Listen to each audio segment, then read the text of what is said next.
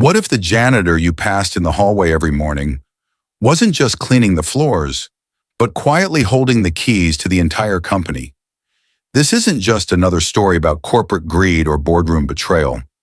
This is about a woman named Martha Bell, once the heart behind a billion-dollar business, erased by power-hungry partners and dismissed as nothing more than the cleaning lady. For 25 years, she kept her head down, her ears open, and a secret tucked deep inside her pocket. Until one day she walked into the boardroom in heels instead of sneakers, and everything changed. You're about to hear a story of quiet strength, long memory, and a kind of justice that doesn't knock, it walks right in and takes its seat. So grab a cup of coffee, settle in, and whatever you do, don't underestimate the woman holding the mop. They called her Granny Bell. Not Mrs. Bell, not Martha. Just Granny Bell, like she was some sweet background character, in a place that had long forgotten the value of quiet dignity. She never corrected them, just smiled with a soft nod, then got back to pushing her mop down the endless linoleum halls of InnovaLogix. Every morning, before the sun had even thought about rising, she was already there, unlocking closets, filling her cleaning cart, humming an old church hymn no one else recognized. She moved like someone who had done this for a lifetime, steady, graceful, invisible. The young ones, barely out of college, treated her like a fixture, something built into the building, like the water cooler or the security cameras. They'd drop crumbs in the hallway, spill coffee on the carpet, then say things like, "Granny, you missed a spot," or, "You sure you're getting paid to walk that slow?" And Martha? She never flinched. Not once. She just nodded, cleaned it up, and kept moving. Kept listening. What they didn't know, what none of them could have imagined, was that Martha Bell had been listening for a long, long time. 30 years, in fact. And the building they now called corporate headquarters used to be something else entirely. Something she helped build, brick by brick, before anyone in those corner offices had even learned to tie a tie. There's a strange kind of power in being invisible. People say the loudest person in the room has the most power, but sometimes it's the quiet ones you've got to watch. The ones who sweep the floors, refill the paper towels, and hear everything because no one bothers to lower their voice around them. See, Martha wasn't always a janitor. She wasn't hired to clean up after people. She chose to. Because when you've been betrayed, when you've been cut out of the very thing you helped create, you don't come charging in with fists swinging. You come in quiet, you wait, you watch.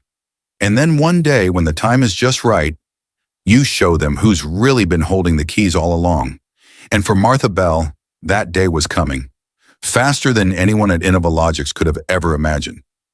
Long before the gleaming glass headquarters and million-dollar stock options, InnovaLogix was just an idea scribbled on the back of a diner napkin. It was the summer of 1989, and the world hadn't caught up to the future yet. People were still buying floppy disks at Radio Shack, and the cloud was just something that rained on you. But in a cramped two-car garage in Birmingham, Alabama, a soft-spoken woman named Martha Bell and her husband Calvin were chasing something bigger, something bold. Calvin was a genius with wires and circuits, a self-taught computer engineer who had once built a functioning server out of scrap metal and an old washing machine motor. Martha? She was the mind behind the plan.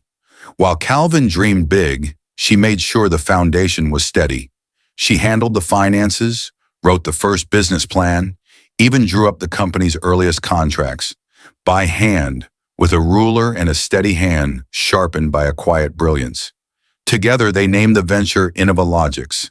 They had one beat-up desktop, a folding table, and a second-hand fax machine that worked only if you smacked it on the side. But what they lacked in tools, they made up for in trust. And for a while, it worked. Within 3 years, they had their first big client. A regional logistics company signed a contract worth more than Martha and Calvin had ever seen. They were on their way. The garage became a real office. They brought in a third partner, James Kitteridge, a slick-talking salesman from Atlanta who promised connections, capital, and corporate polish. At first, he delivered, More contracts came in, more growth. But with each success, James's influence grew and his loyalty waned. Then came the fire. Calvin had been working late, standard for him. The official report called it an electrical malfunction, but Martha never believed that. Calvin was meticulous. Every wire labeled, every panel checked. There was nothing malfunctioning about the way he worked. Still, the fire consumed the entire satellite warehouse. Calvin didn't make it out. The funeral was closed casket. James showed up in a tailored black suit, delivered a eulogy that sounded more like a quarterly report, and offered Martha a handshake instead of a hug. A week later, she discovered he had filed emergency documents to assume full ownership of InnovaLogix. Claimed Martha had signed away her rights in grief. Claimed Calvin left no formal succession plan. He was wrong, because Calvin had tucked a copy of the original partnership agreement behind a framed photo on Martha's dresser, just in case. And Martha, in her grief, still remembered every clause, every condition, every contingency. But back then, she didn't have a lawyer, didn't have the money or the network or the power, just a broken heart, a mortgage, and a company she could no longer enter without an appointment. James sent her a one-time settlement offer, $25,000 to honor Calvin's memory and help her move on. She didn't even open the envelope. She just stared at the return address, InnovaLogix, now under Kitteridge Holdings, and knew she'd been erased. But Martha didn't rage. She didn't beg. She waited, because even then, sitting alone in a quiet house that no longer buzzed with blueprints and startup dreams, she understood one thing. Time is a weapon if you know how to use it. And Martha Bell, she never forgot a word, a number, or a name. And James Kitteridge had just made the worst mistake of his life. 5 years passed, long enough for the corporate photos to come down, for the company's mission statement to be rewritten in buzzwords, and for the name Martha Bell to vanish from memory. Most people assumed she had moved away, remarried, or simply faded into the folds of time, like so many forgotten widows. She hadn't. She had been watching and waiting. Then on a cold Monday morning in March of 1999, a new name appeared on the janitorial roster at InnovaLogix, Marie B. Langston. No one thought to question the quiet older woman with short gray curls and soft eyes. She wore thick-soled sneakers, carried a thermos of mint tea, and spoke only when spoken to. No one recognized her, not even James Kitteridge, but it was her. Martha Bell, reborn as Marie Langston, walked back through the very doors she had once helped build. Not as a founder, not as an executive, but as a janitor, wearing a navy blue uniform and a name tag that never quite sat straight. She didn't come back for revenge. She came back for the truth. Each night, as the building emptied and the silence set in, Martha pushed her mop cart from floor to floor, not just cleaning, but observing. The company that had once felt like a second home now reeked of arrogance. Executives used company funds to book personal vacations. Department heads manipulated performance reviews to block raises. Interns cried in the stairwells. Warehouse workers limped home with untreated injuries. Martha saw it all, but she didn't write reports. She didn't call hotlines. Instead, she reached into her old habits honed during years of raising 2 children, managing a household on a shoestring budget, and memorizing contracts word for word. She began keeping a notebook, a small leather-bound journal disguised under a fake label. Floor wax inventory, 1996 to 2000. Tucked deep in her utility cart, the pages were filled not with cleaning supplies, but with coded entries in Morse. Dates, names, actions. Who said what, when they said it, and what laws might have been broken. The dots and dashes looked like nonsense to anyone else. But to Martha, they were history, proof. One night, she overheard a senior director joke about skimming employee bonuses. Another night, she saw a manager shred documents labeled legal hold. She logged every detail, every moment. In the break room, someone once said, "She's harmless. Doesn't even know what a spreadsheet is." Martha just smiled. For 25 years, she moved through InnovaLogix like a ghost. She fixed jammed printers. She cleaned up messes others pretended not to see. And all the while, she quietly built a case so ironclad it would one day bring the entire tower of corruption crashing down. She didn't need a microphone or a spotlight. She just needed time. And Martha Bell had plenty of that left. For 25 years, Martha said nothing. She smiled politely, nodded at every offhand comment, and swept around the very people who believed she belonged nowhere but behind a mop. But time, like dust, has a way of settling where it's not wanted. And that morning, one cloudless Tuesday in May, everything came to a head. It started in Conference Room C with free muffins and fake smiles.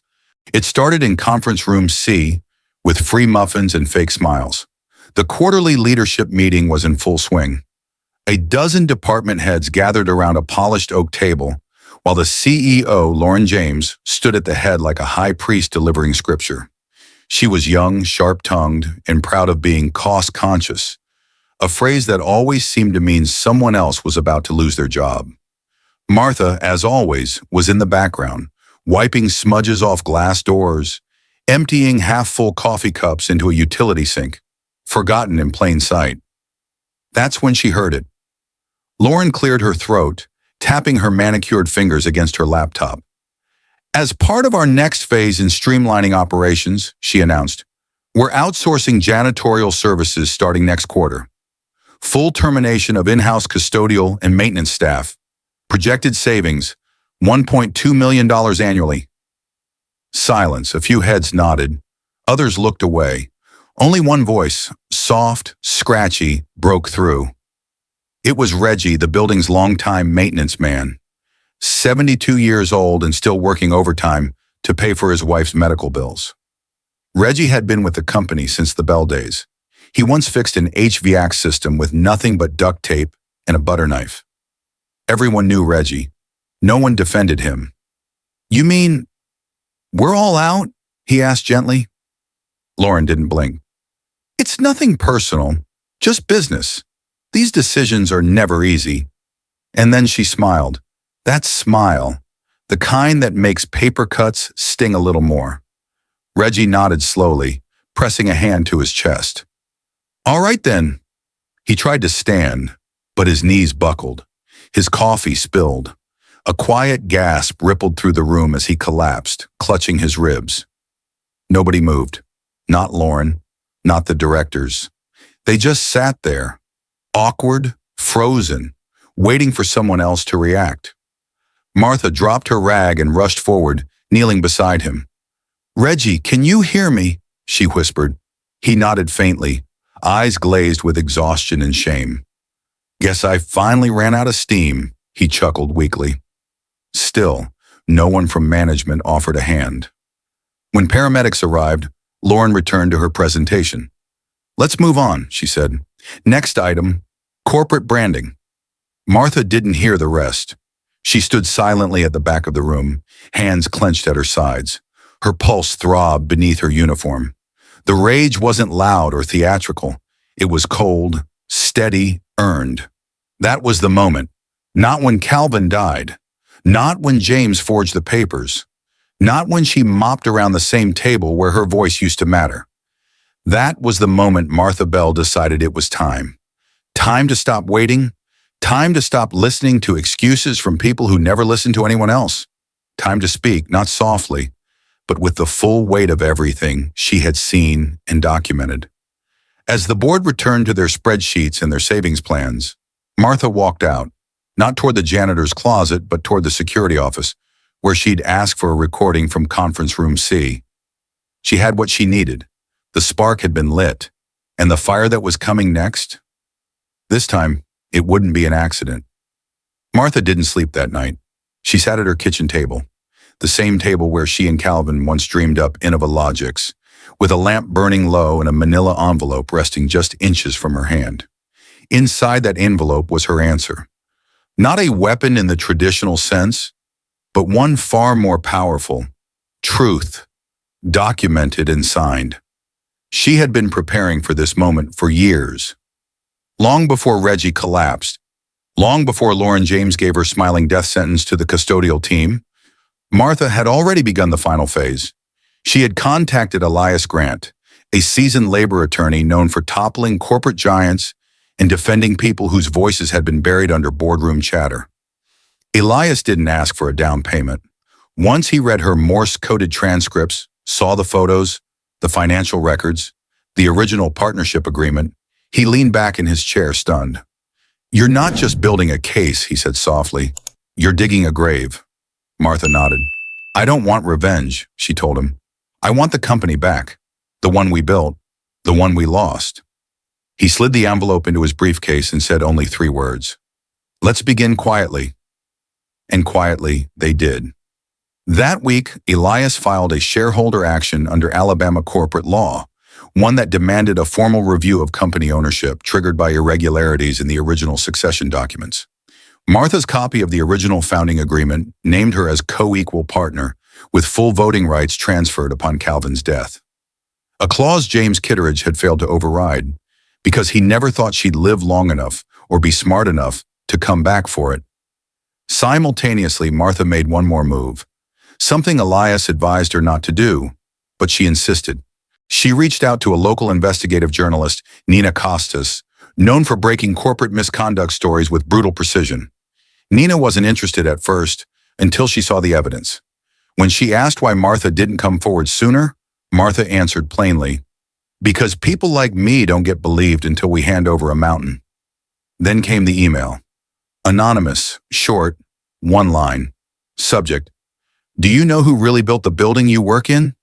The message spread like wildfire through InnovaLogix inboxes, copied, forwarded, whispered about in elevators and break rooms. No one could trace it, no one could answer it, but everyone felt it. By dawn, tension wrapped itself around the company like fog. Executives glanced over their shoulders.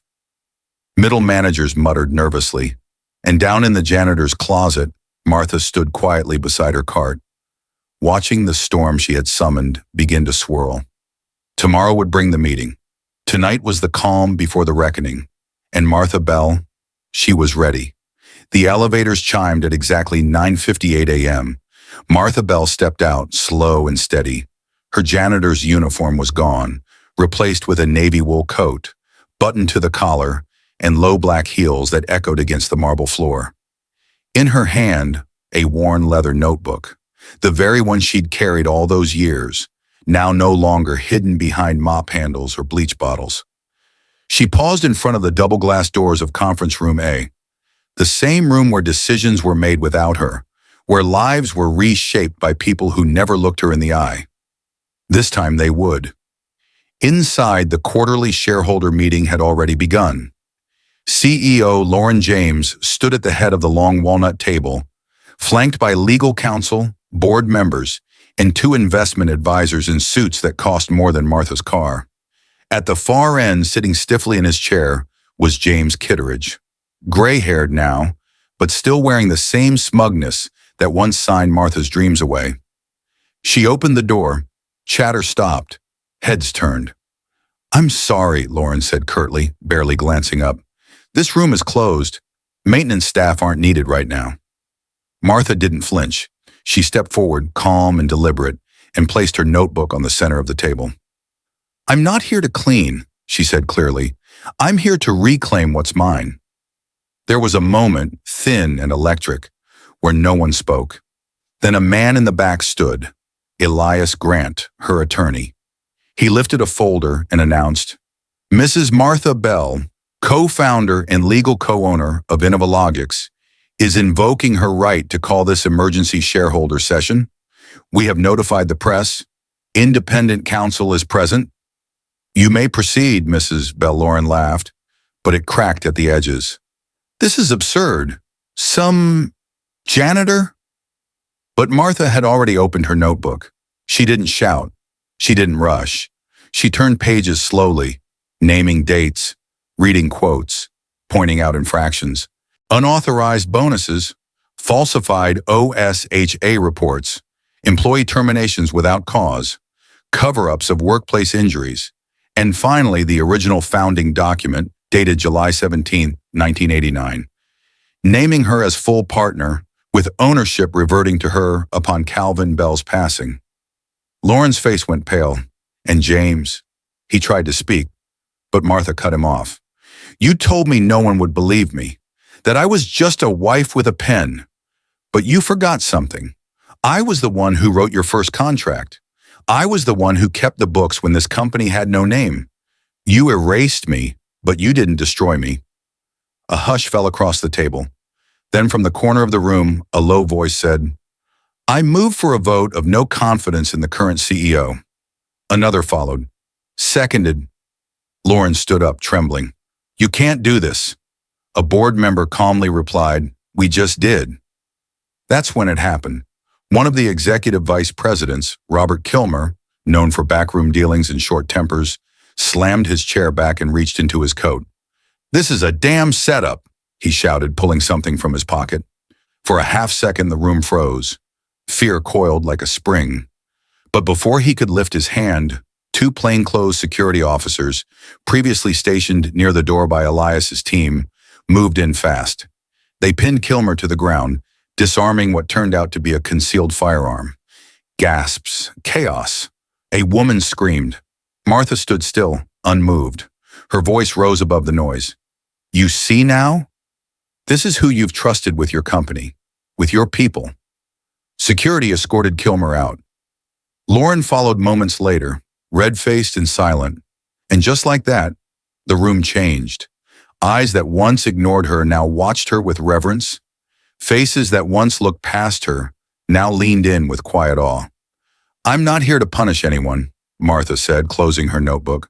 I'm here to restore what was stolen, not just from me, but from every person this company forgot. Then she looked to James. I suggest you leave before someone calls the police for the fraud you committed 30 years ago. He didn't argue.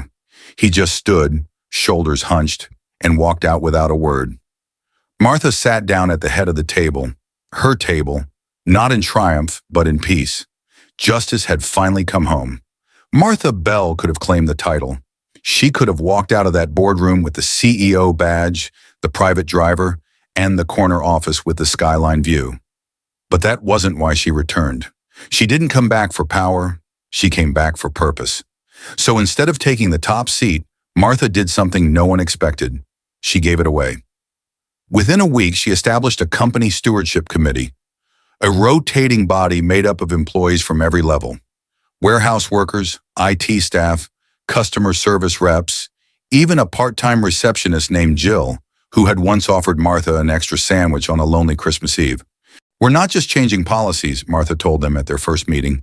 We're changing the soul of this place. The committee had a real authority.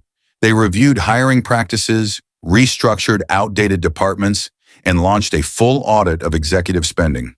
More importantly, they listened to the people who'd been ignored the longest. Within the first month, 4 wrongfully fired employees were reinstated, including Reggie, who returned to the building with a cane in one hand and tears in his eyes. This place still smells like floor wax and broken promises, he said softly. But now, it smells like hope, too. In the lobby, beneath the buzzing lights and polished steel company logo, a new plaque was mounted. It was simple, just brushed bronze and dark wood. But it stopped people in their tracks. Calvin and Martha Bell founders. They built this company with hands, hearts, and hope. May we never forget where decency begins. People began to gather around it during breaks. Some left sticky notes. Others just stood in silence.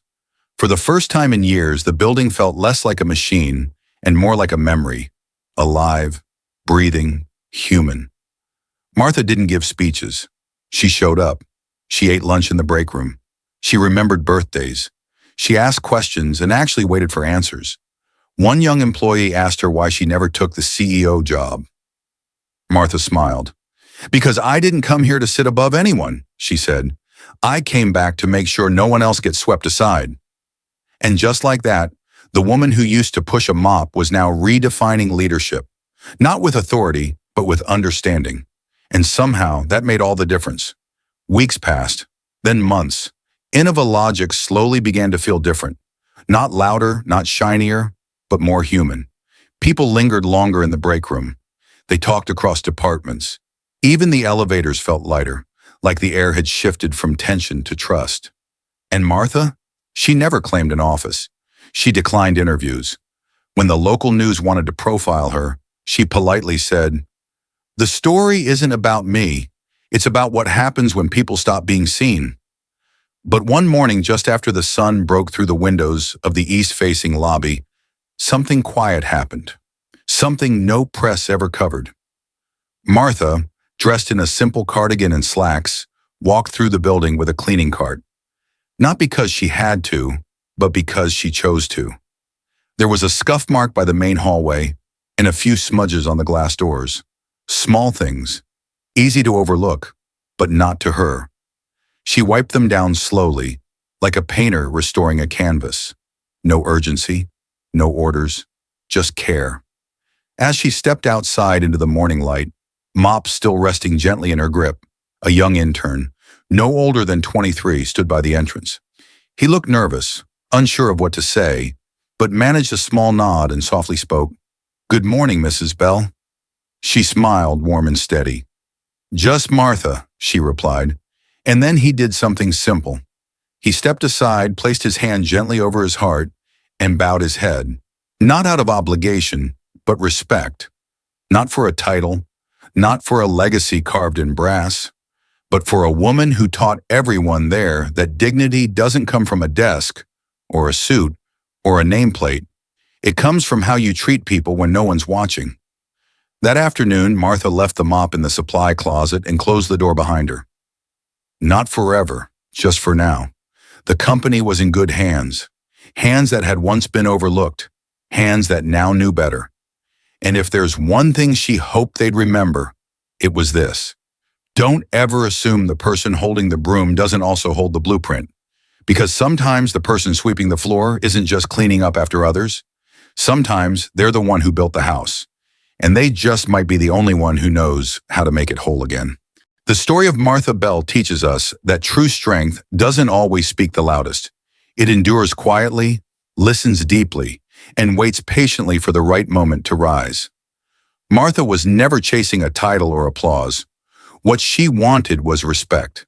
And sometimes that comes not from forcing your way in, but from holding on to your values until the world can't ignore them anymore.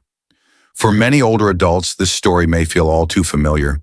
You've worked hard, you've sacrificed, you've kept families, companies, and communities running, often without recognition. And while the world may rush forward and overlook what's come before, Martha reminds us that experience, wisdom, and quiet persistence are still some of the most powerful tools we have. Her journey is about more than justice.